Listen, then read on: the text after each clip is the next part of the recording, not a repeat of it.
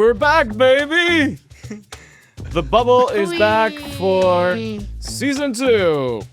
Your go-to podcast for news, pop culture, and everything happening in Spain, all in English. It's been a minute since we finished Season 1, but trust us, we're back with a vengeance. Thank God the network renewed us. Well, I mean, considering that we're the network, yes! Shh. I am Adrian Bono, joined by my co-hosts Ian Mount. Hello. And Ignacio Reyes. Buckle up, because this time we're not holding back. But first, a message from our sponsor. This episode is brought to you by bureaucracy.es, a trusted immigration and relocation agency helping people move to Spain with clarity and confidence. You may be relocating as a remote worker, retiring in Spain, taking a career break, or using your savings to live here. No matter your situation, the bureaucracy.es team is here to help you navigate digital nomad visas, non-lucrative visas, residency renewals, and the Spanish bureaucracy. You can learn more at bureaucracy.es. Our first guest today is someone who helped shape the relationship between the US and Europe, and right now she has a front row seat to watching it come apart. Amanda Sloat is a professor at IE University here in Madrid. She served as special assistant to President Biden and senior director for Europe at the National Security Council. She also has a podcast called Power and Purpose, which you can get everywhere you get your podcast. Last month, she wrote a piece on the Washington Post on the very real damage that the Trump administration is doing to the transatlantic relationship, and we're delighted to have her here to dig into that. Amanda, welcome to The Bubble. Thank you for having me. A pleasure.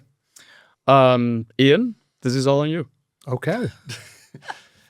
Well, anyway, for our first question, we want to know, Amanda, so you've been here for about a year in Spain, which is about long enough to get a feel from the evolving relationship between the Trump administration and the government of Pedro Sánchez and Spain in general. What struck you most about watching all of this from this side of the Atlantic? Well, Spain is a good place, really, to watch the implosion of the transatlantic relationship, because when I get too depressed about things, I can just go and have some Tinto de Verano on a terrace and not feel quite so bad right? about the world. And I have to say, when you look at all of Europe, Sanchez has been the one European leader who has consistently been pushing back on Trump. Adrian mentioned the article that I wrote in the Washington Post and really have been concerned at a broader level about the deterioration in the relationship. We've seen very aggressive behavior coming out of the Trump administration in terms of the use of tariffs really as a weapon, making significant threats to withdraw from NATO or challenge the security arrangements that Europeans have.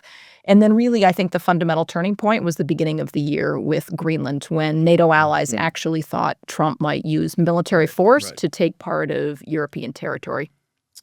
So last year, we saw European leaders really try and employ a strategy of appeasement, or more charitably, to not rock the boat and just try and keep things from getting worse.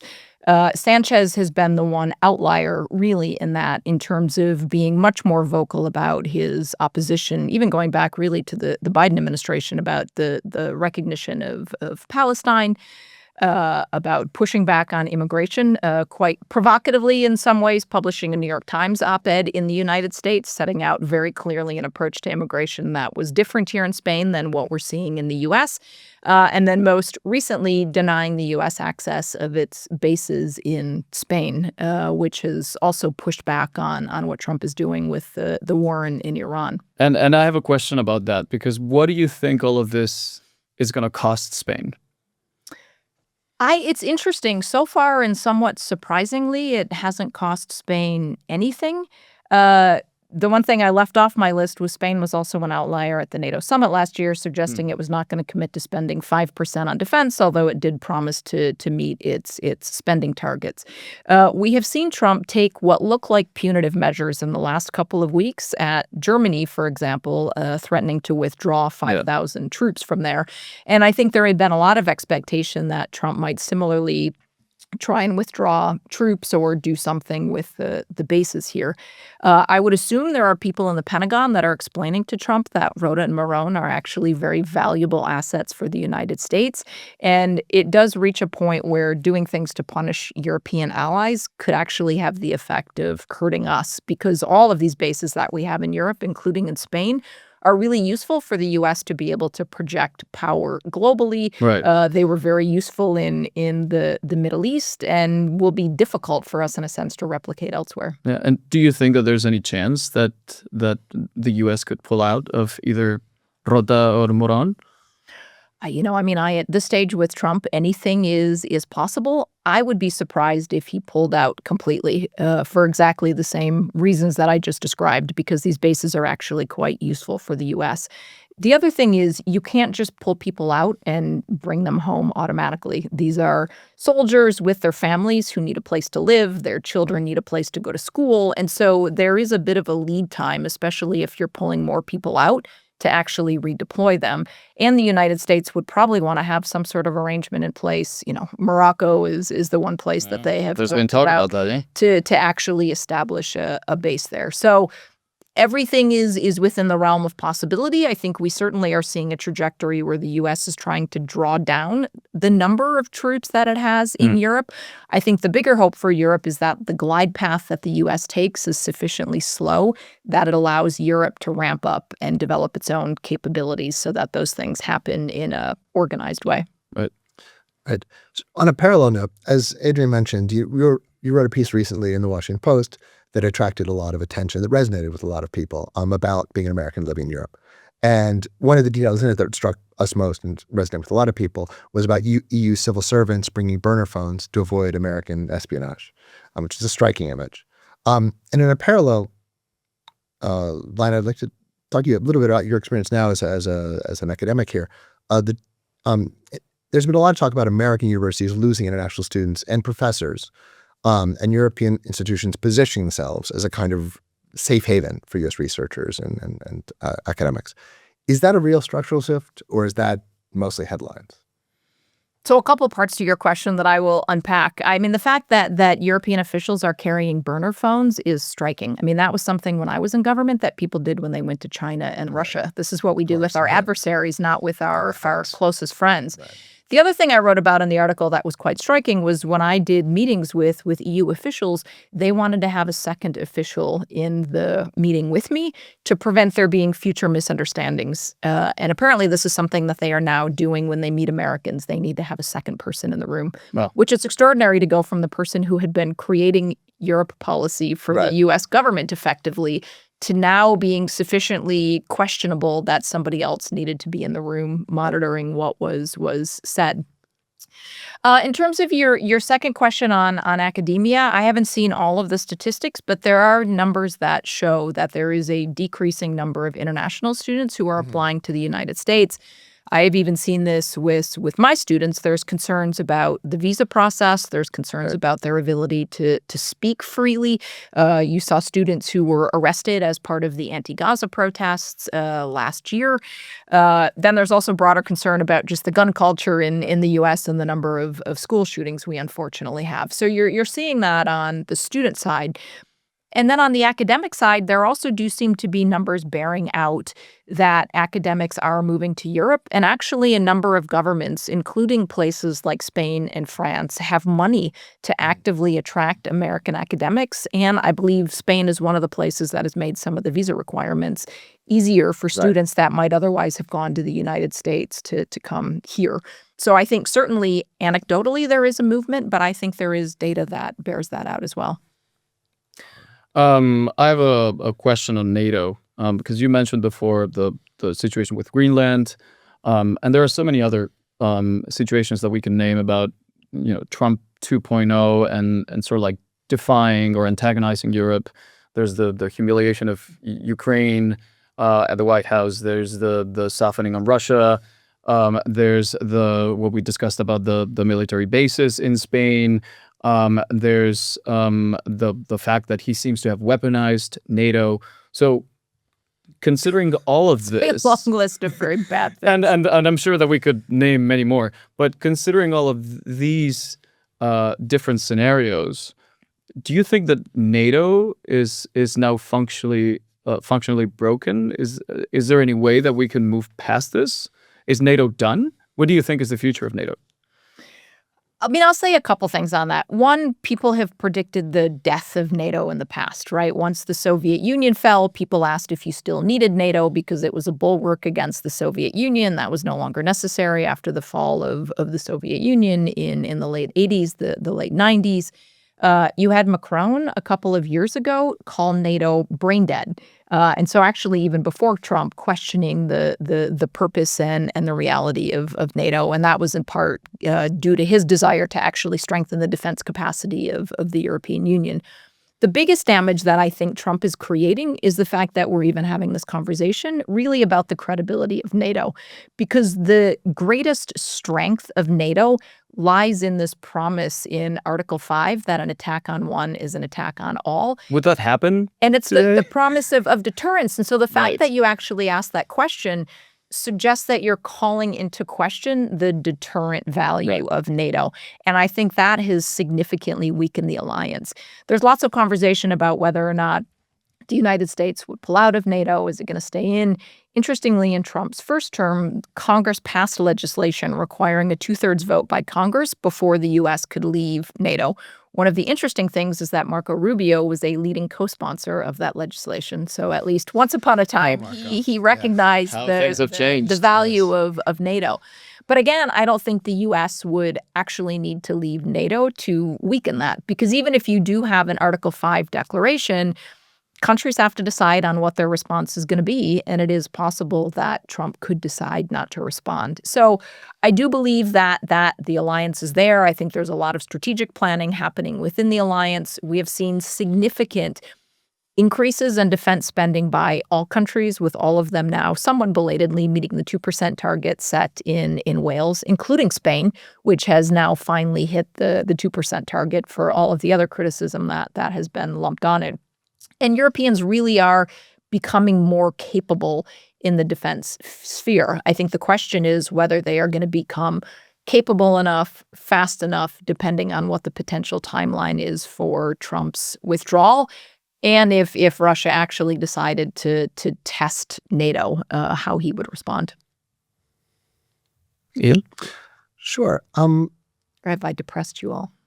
No. I'm just needed to wipe away the dirt. We're used to these news for a second, but wanted to talk a little bit about ask you to talk a little bit about a sort of disconnection between. I've noticed that, and we've all noticed that Trump has supported Vox here in Spain, the European far right in general, actively attacked the government, et cetera, while American tourists flood into Spain with greater numbers and greater sort of like joy, if you will. It's something that I don't recall seeing in the past. I don't recall floods of tourists going into the USSR or into China or into Iran, into countries with which the U.S. had sort of diplomatic relationship problems. I'm wondering what do you think this says? This sort of disconnection between the two, the sort of official take and the citizen take on Spain. What do you think this speaks to in this moment and in Trump's America? Yeah, it's an interesting question. I'm not sure I fully agree with the comparison you made. I mean, for Americans, it's almost impossible to go to Iran, to be able to get a visa in Iran. I would not go to Iran now because I would be afraid I could either get arrested, I could be used as a political pawn. When tourists traveled to the Soviet Union, which my grandparents actually did in the 80s, it was part of a tour and it was much more restrictive. Similarly, they had gone to China. So I think there's actually some practical limitations on some of these countries. But the one thing I will just say anecdotally is I have two friends that are coming to Spain in the next couple of weeks from the United States, and they asked me if they would be okay. They have obviously read about the frustration in Spain. They have traveled to the U.S. before, and so they wanted to know, would they be treated badly by the Spanish if they came here as American tourists?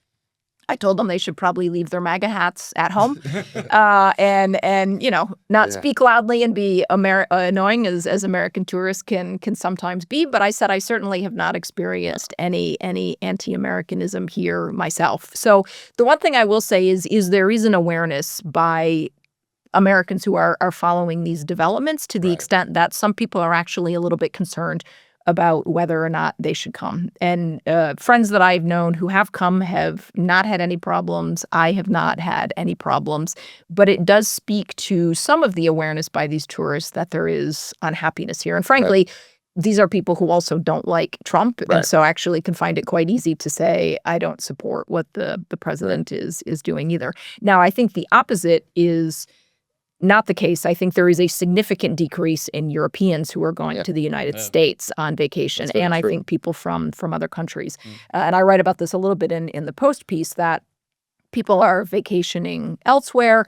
They don't support what's happening. They don't want to spend tourist euros in the United States. But there's also concerns about visas, having to hand over large amounts of social media, whether they would get harassed at the border.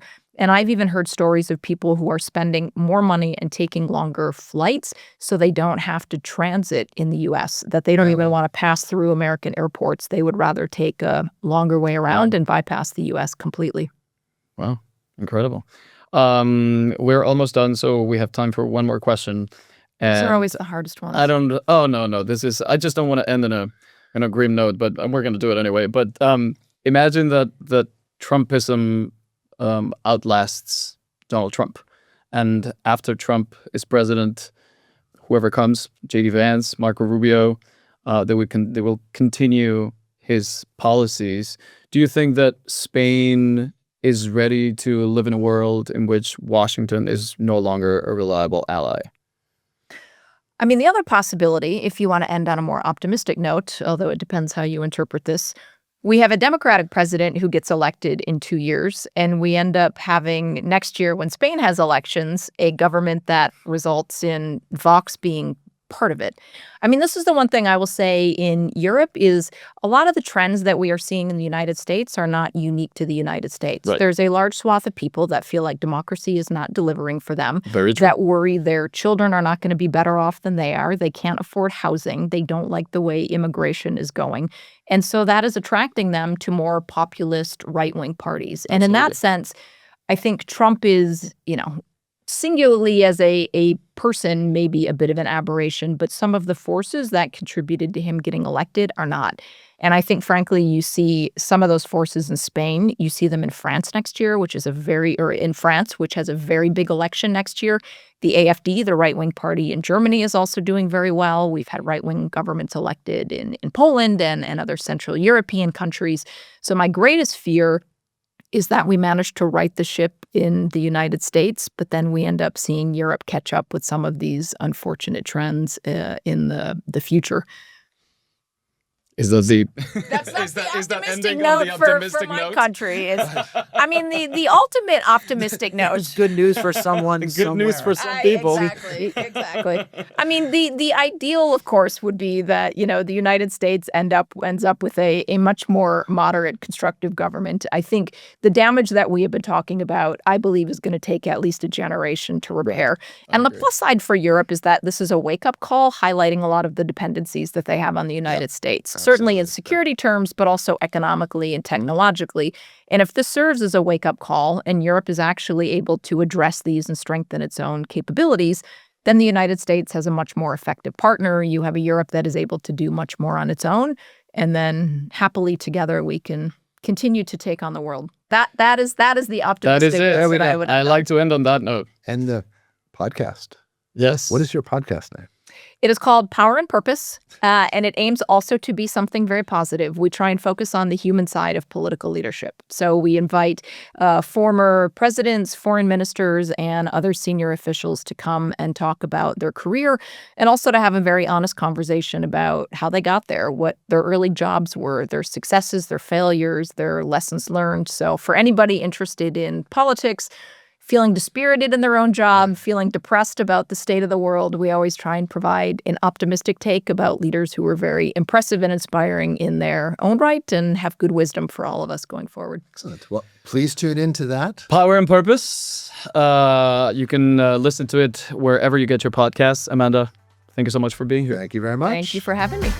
Boom! It's news time. Ooh, exciting. And this week, a former Spanish prime minister is in serious trouble. Uh-oh. You might even call it hot water. I have approximately 4 boiling frog metaphors ready to go, but I will spare you. Adrian, who are we talking about? We are talking about former Prime Minister of Spain from the PSOE, or Socialist Party, from 2004 to 2011, José Luis Rodríguez Zapatero.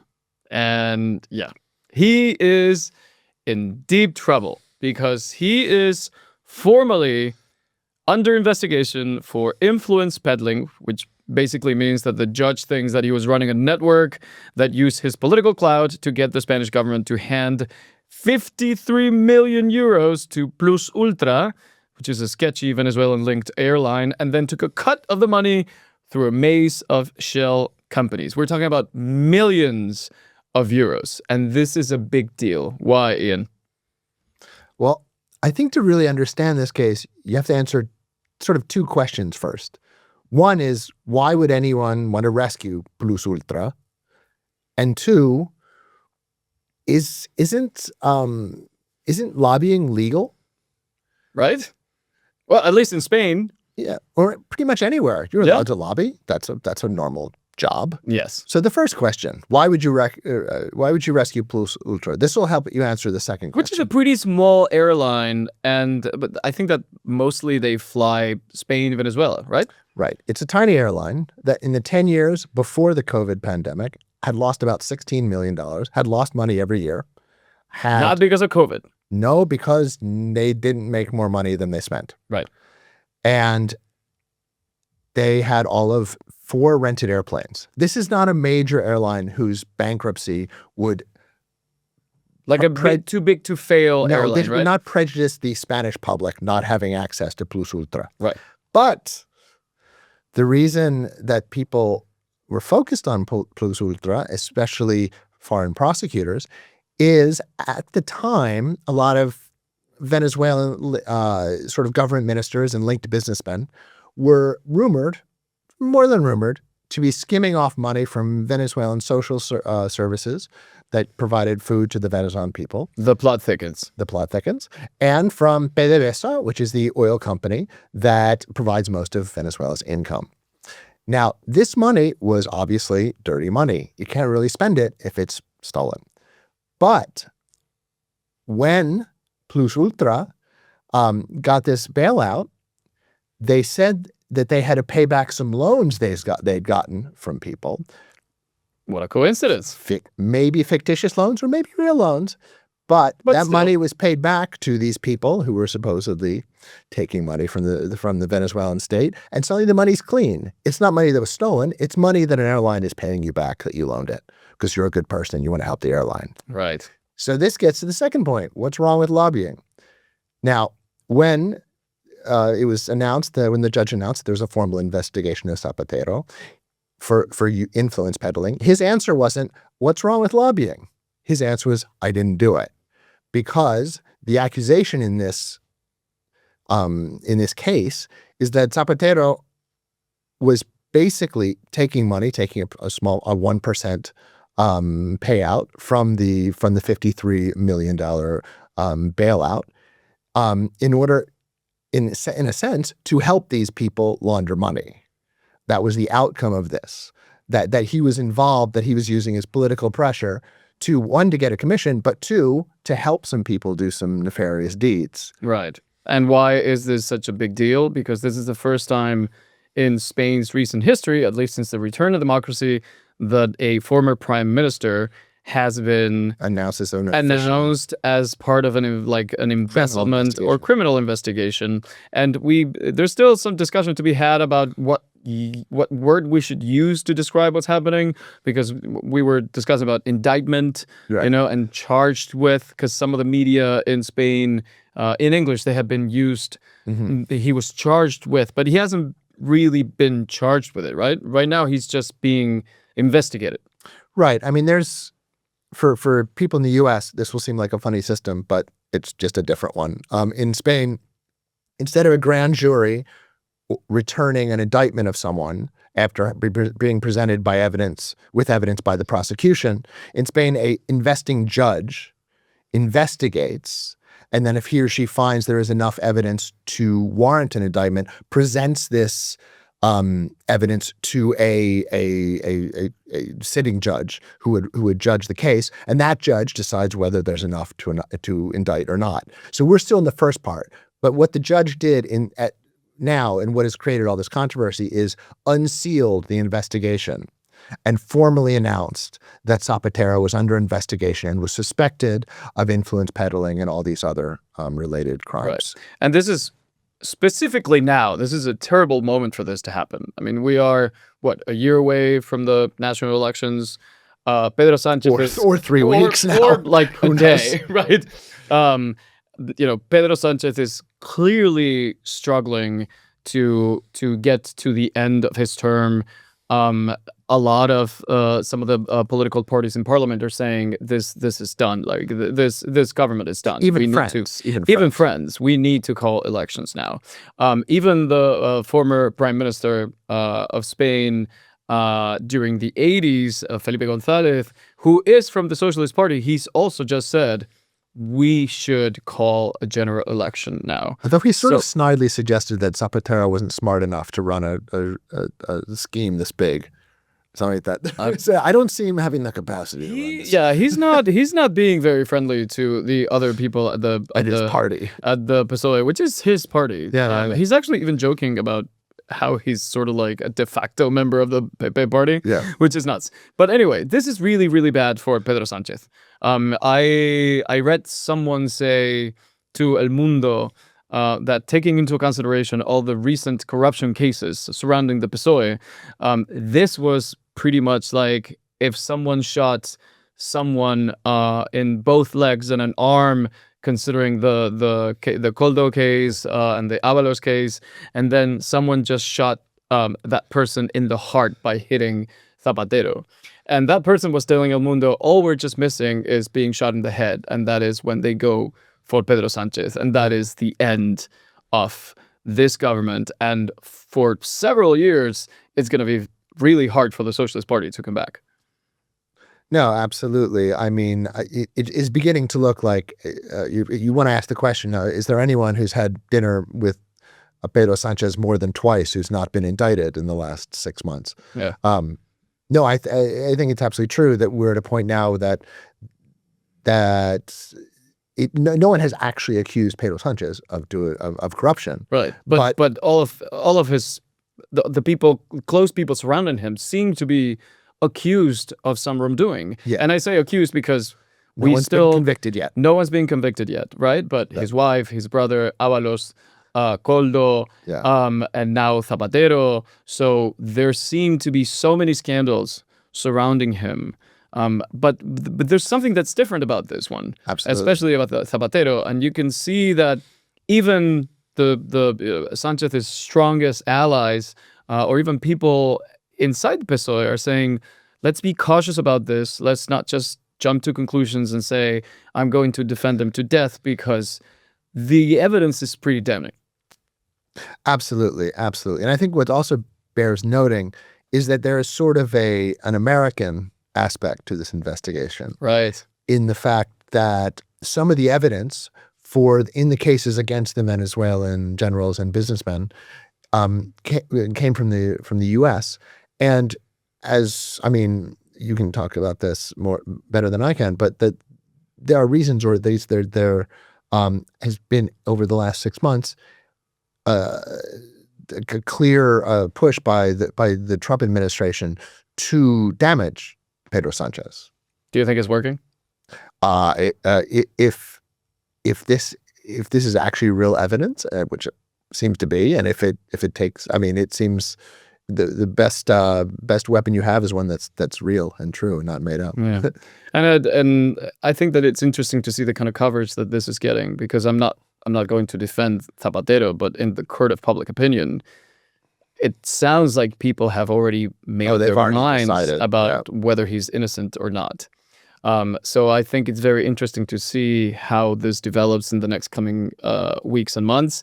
Zapatero is going to be testifying in court, I believe, by in the middle of June. Yeah. And then we're going to see what his story is and what side of the story is, because so far he has not spoken. He's just issued, he posted a video on YouTube saying, I will talk to whoever I need to talk to. I'm not going to be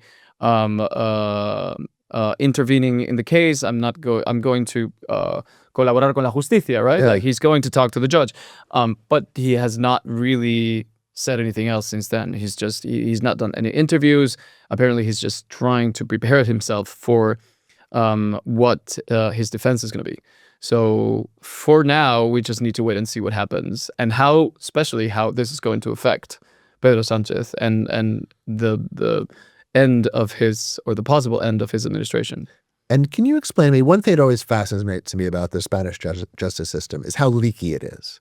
Right. Every report, every secret, confidential memo, every court discussion seems to come out. Yeah, I think that's, yes, it happens here a lot, but I think it also happens in many of the countries, right? If you look at the US, there's also been a few instances of court rulings that were supposed to be confidential until the moment they were disclosed, and somehow they were made public beforehand. Same thing in Argentina, Brazil, and Mexico.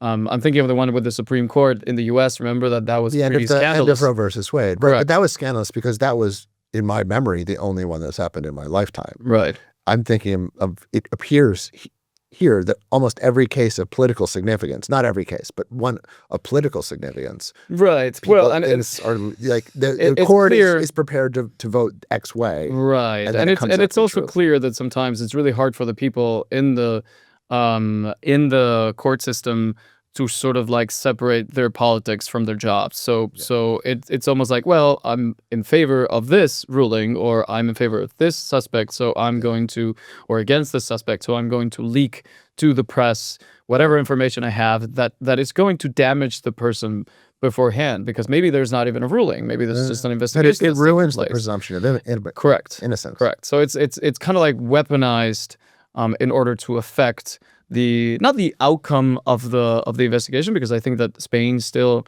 has a pretty honorable system or court system, but the thing is that if you've already been named guilty in the court of public opinion, then no matter what a judge decides, people will remember you as being corrupt or that is a criminal. All that said, Zapatero it's not looking good. Correct. I mean, all these, there are around, I think it was €1 million transferred to him through various shell companies for which he did work, did reports. The most reports were oral. Right. And also his daughters, they have a marketing agency that also seem to have made some shady deals. We got money from the same sources. Right. But for like €500,000 for work that no one really recalls what it was, and certainly not worth $500,000. So, I mean, obviously circumstantial evidence is just that, but. Yeah. Well, we're definitely going to have a part 2, because this is far from over, as we said in one of our more recent newsletters in The Bubble. But if you guys want to keep up with this very fascinating case, please don't forget to subscribe to The Bubble at thebubble.com. And follow us on social media at thebubble.com, at all the socials, Instagram, TikTok, and so on. Thanks, Ian. Welcome to the pop culture segment of The Bubble podcast, where we are going to be discussing, drumroll, sports. We're talking about the World Cup. Can you imagine? No, I can't. Adrián, how much do you love football in general? I just want to put something out there, because I need to make sure that everybody understands, and I don't want anybody to judge me at home, okay? I suffer from FAS, which is Football Avoidance Syndrome. That means that any information out there related to football, soccer, whatever you want to call it, the World Cup, I completely ignore it. Nothing sticks. Nothing. I will never learn anything about anything related to football or soccer. Okay? I don't care. I've never cared. I hate football. Football hates me. That's the way it is. That's the nature of things. So I mean, I'm gonna try same to feelings, but like I can't be next to you, I look like an expert. Okay, I have to think say anybody- something. I have to say something like dead cat for looks the like an sake of expert. transparency. Okay. Before we met Mhm. to record this podcast, Adrian was asking me which one is the team that plays in Bernabeu. There's no Is evidence that Atlético de Madrid? you can't prove that. It's recorded somewhere. I'm Yeah, pretty sure it's not. we'll check it. Anyway, we're here to talk about something that's bigger than football. It's the World Cup.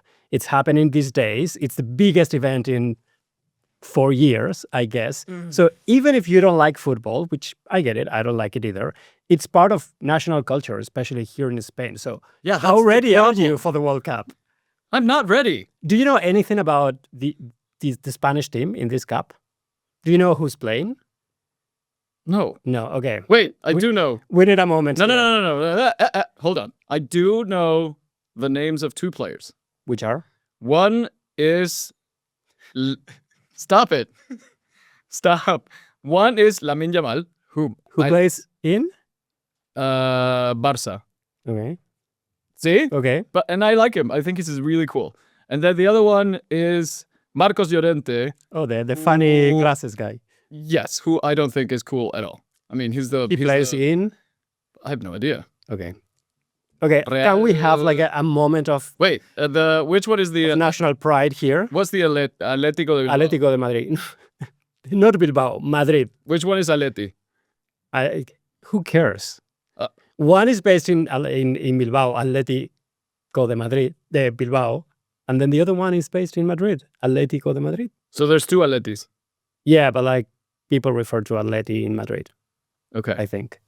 I mean, Yeah. sure. I mean, I'll take guys, take your opinion over mine. if any you're day. planning to learn anything about football, Yeah, like then take this it is from me. probably not the place. No. We're here to have a good time and talk about football I mean, in I'm a not way having a good time. that you're having a I good mean, time. like, I Come feel on. like I'm in an exam. Well, you are. Okay. By the way, when was the last time that Spain won a World Cup? Do you know? 2010? Yes. There you go. You know more than football that you want to admit. No. I mean, I remember because I partied. I was living in Argentina, and I was like showing off, telling everyone that they were losers. When were you when Iniesta scored? I don't know who that is. Oh my God. This is yours. Okay. Because we don't want you to make the same mistake and because there are like people watching us at home who deserve to have some facts. Yeah. Why did you bring me? I am going to share the national team with you. Are we ready? Like, can we have like the national anthem or something in the background to give it a little bit more I am sweating gravitas? so much. Okay, I'm going to say who's playing for La Roja. You tell me if you know them, if you've heard of them, if you know anything I already about them. told you the 2 Okay, names. keepers. What We is it? have. Oh, the Porteros. goalkeeper. Yeah. Okay. Unai Simón, David Raya, Joan Garcia. Defense. Do you know what they do? Defense? Sure, they defend. I mean, Yes. it's right there in the name. Wow. I mean, Cucurella or Cucurella? Is that a real last name? Yeah, it is. It is. He has like a very funny hairdo. Okay. Grimaldo, That's Cubarsí, Italian. Laporte, Wow. Pubil, or Pubil? I don't know how you pronounce that. Eric Garcia, Llorente, he's the guy you know. Him I know. The guy who loves. But that's because he's on the news all Santanin. the time. Because he's like, he tells people not to wear sunscreen, which is like Yeah. the opposite of what Steve Jobs wanted. Yeah, well, good luck playing in Mexico and the US without sunscreen. Porro. That's not a real. I knew this would happen. Anyway, let's go to a more mature conversation. In the midfield, we have Rodri, Petri, Gavi, Zubirmendi, that for Wait. some reason sound like Wait. you that's a- need to be a twink with a name ending in I to play as a midfield in Spain. I don't know what a midfield is. Fabian, Baena, and Merino. And then in the attack, what we call delantero, right? Is it? Oyarzabal, Olmo, Nico Williams, he's cool as well. Lamine Yamal, Ferran Torres, Borja Iglesias, Jeremy Pino, and Victor Muñoz. Great. Do you know any of them? Like, Yes, there's another one. Is it Nico Williams? yeah, I know him too. He's also really cool. he plays in Bilbao. He's by the fun. way. Yeah, Atleti. Atletico Bilbao. There you go. Yeah, correct. So now you know a little bit more about I mean, I don't. Spain in the World Cup. I have no idea what you just said, but sure. They're playing. You know, there are like different groups within the World Cup, like depending on. Isn't there like one team? I mean, it's one team for Spain, but then they play against 3 other countries within their group. like And then they playing have groups. to advance. Yes. Okay. So they have a game against Cape Verde. They have one against Saudi Arabia and one against Cape Verde Uruguay. qualified? Yes, somehow. I mean, good for them. Yeah, and good for us, I guess. Does that happen often? Are you asking me really? Like, You're the one who knows. I mean, I know basic facts about Spain just because I read the newsletter that I thought you had written, but clearly it was Ian doing the job. Kind of like a basic fact. So that's the only thing I know. Some more fun facts about Spain in the World Cup. Well, you know that Spain won the World Cup in 2010. That was the year of Iniesta, Waka Waka, Shakira meeting Piqué. We know how that ended. It didn't end well. She's back, by the way. In Spain or with Piqué? No, she's back. Like she sings the official Oh, well, song for the she's World Cup. back like every 4 years. Like, Does she? I mean, she always Is she sings. always making the song for? Not every single World Cup, but I think she also did the song for Brazil. Oh wow. Yeah. Very prolific. Yeah, I mean, ask Hacienda about it. So, fun fact about the squad. Did you know that for the first time in the World Cup history, there isn't any single player from Real Madrid in our national team? Come on, let's pretend you're interested in this. No, It's I did not interesting. know that. I did not know that. No. Why is that? I don't know. Why is that I relevant? don't know. Who cares? Apart- I'm from Mallorca. No, I'm I pretty don't sure care. that there's no player from the Real Mallorca either. Well, you'd Why be does anybody surprised. care? I don't know either. But I mean, it's important. Like Real Madrid is like the biggest club in Spain. I mean, it's a multi-billion company, not Okay. company, but club. Like they make so much money. It's also a company. Well, it's not technically because they're a club. Potato, potato. Well, ask Florentino. No, that's not the same. Anyways, like it's supposed to be Spain's biggest sports brand. Like we don't have any representative there. And that sparked Which team a are whole you? debate. Which team do you support, by the way? I don't care about football. I just had to prepare for this. What are we podcast. doing here? I don't Why know. are we talking about I this? feel the audience deserves to know more about what's happening. I don't in think the Spain. audience is going to come to us for information about football. No disrespect to our great, fabulous audience, but pretty sure that Yeah, it's our fault. It's not just your gonna- fault. Just gonna- go read Marca. Marca. Yeah, exactly. Just go read somewhere else about it. Like, I'm sure that there's a much more interesting football podcast out there than these two assholes. Well, maybe they love hearing two guys just saying that random stuff about the World Cup. Sure. Okay, let's not Very talk happy about to football continue. for a moment. But World Cups are not only about football. It's also about like national identity. It's about like pop culture. Mm. Do you know Naranjito? Is that a clown? What? Okay. It sounds like Donald Trump, but in Spanish. Yes, but he was born in the 80s. Wait! Yes, Naranjito. It was the mascot of Spain. Barcelona 18 92. Oh my God. No. No, that was Curro. You're right. Like, what? are you being serious right Yes. now? No, that was Kobe. Curro was the mascot of the Sevilla World Fair. Ah, damn it. 92. Like, Okay. I get my honestly, mascots I'm confused. so disappointed. Like, Do you know what? you're lucky you have the passport because you wouldn't pass any I was citizenship very exam young. in this country. I do not remember this. Well, you weren't that young, Adrian. excuse me. Yeah, no, sorry. Whoa. So in 82, Spain hosted This is the getting World out of Cup hand. for the first time. And Naranjito, which was like literally like a giant like cartoon orange, was the mascot. People hated it at the time. Was it from Valencia? I mean, it was a cartoon, so I don't think we had the Why an official orange? birthplace. Why not a bull? Yeah. So that was one of the like tentative designs, but like the designers decided to And scrap orange. that bulls or like flamenco related stuff because it was like a cliche. So random. And we love oranges, so I guess it was an homage to We also like Valencia. bananas. Well, fun fact: did you know Naranjito had like a cartoon series on TV, Oh, and one of the characters was Clementina. was it a banana? A Clementina, like mandarina, mandarin. Ugh, How do you say a it? tangerine. A tangerine. Yeah, there you go.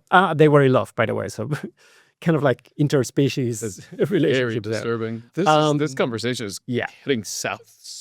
So you could see like people in the streets wearing like Naranjito t-shirts these days. So it's become a national symbol as well.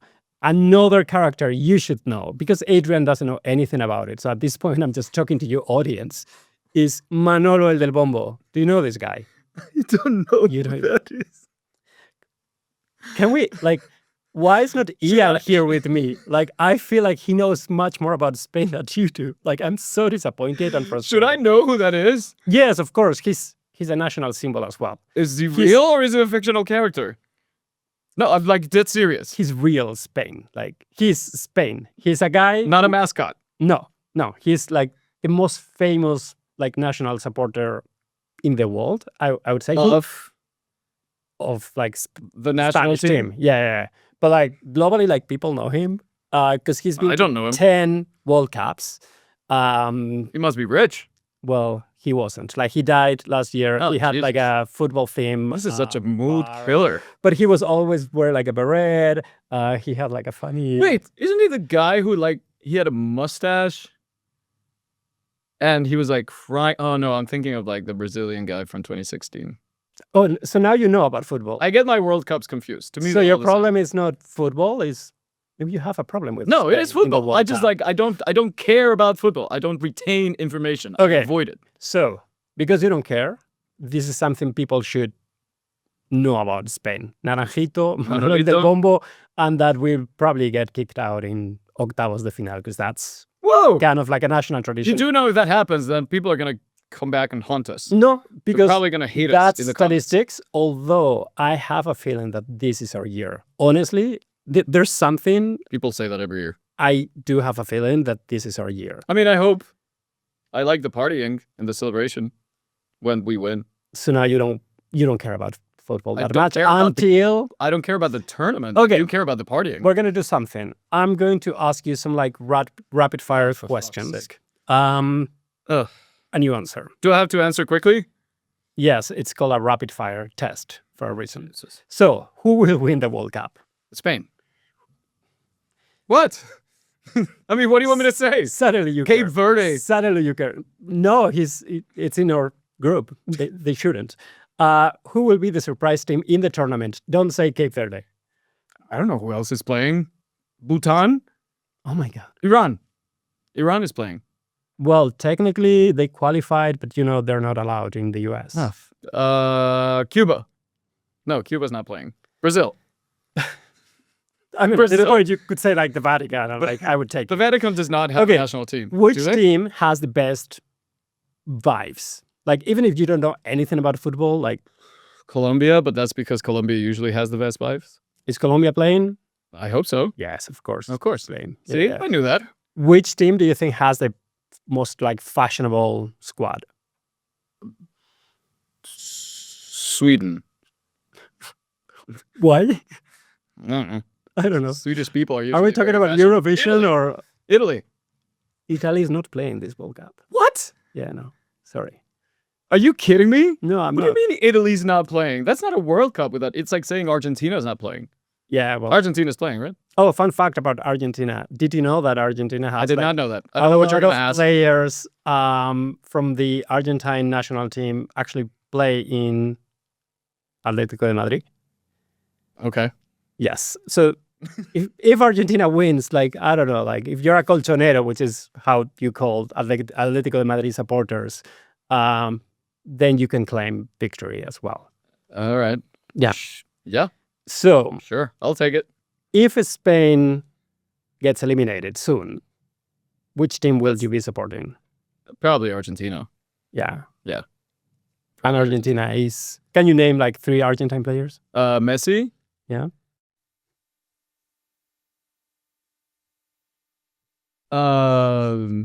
Wait. What's the one that like caused a ruckus in Qatar because he grabbed The goalkeeper, yes. Dibu? Martinez? Dibu? Yeah. Was it? El Dibu Martinez, is it? You asking me? I don't know. I don't know. You brought it up. Is it Dibu Martin? What's his name? I don't know. Dibu. Yes. We need the audience There you here to Okay. support us. Yes. Anyway, Wait, I'm missing one. It was 3. yeah, just think of Argentine pop star. What's the hard like- one called? Yeah, I was gonna say. Which one? Like, No, I mean like, come on. Yeah. There's a I know. This one that used to date Tini? I don't know. Anyway, who cares? Like, this is about I Spain. mean, I okay? care. Can I Google it? Right now? Yeah. No. So, what are your plans for the World Cup? I know you don't care, but like, you're gonna watch some game, even if it's by No. accident. So, I get overwhelmed.